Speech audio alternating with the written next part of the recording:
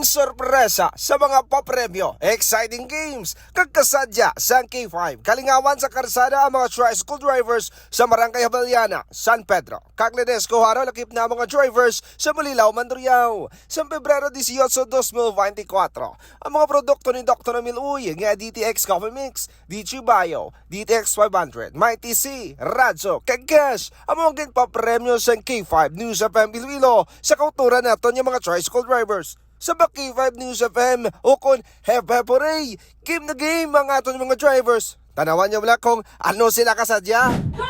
Yan na lang!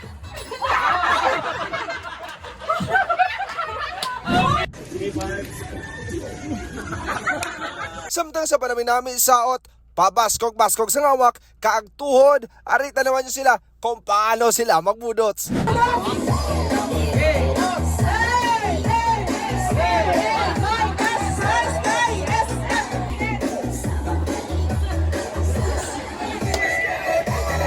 Kag siyempre, hindi kat madula ang pinaka-importante sa tanan, ang pagpanapik sa aton mga stickers nga K5 News FM Iloilo para mahibaluan sa aton mga drivers samtang nagabiyahe nga may puso. Matapos ang aton K5 kalingawan sa karsada, hambal sa aton mga drivers, basta sa Iloilo ano gani ang aton istasyon? Ang kampiyon ng istasyon, K5 News FM! K5 News FM! Ang kampiyon ng estasyon!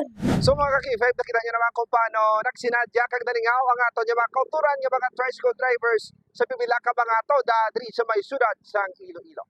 Ako si K5 Aaron Rifollo para sa Kampiyon na Balita, Serbisyo Publiko kag Kalingawan sa Iloilo, K5 News FM.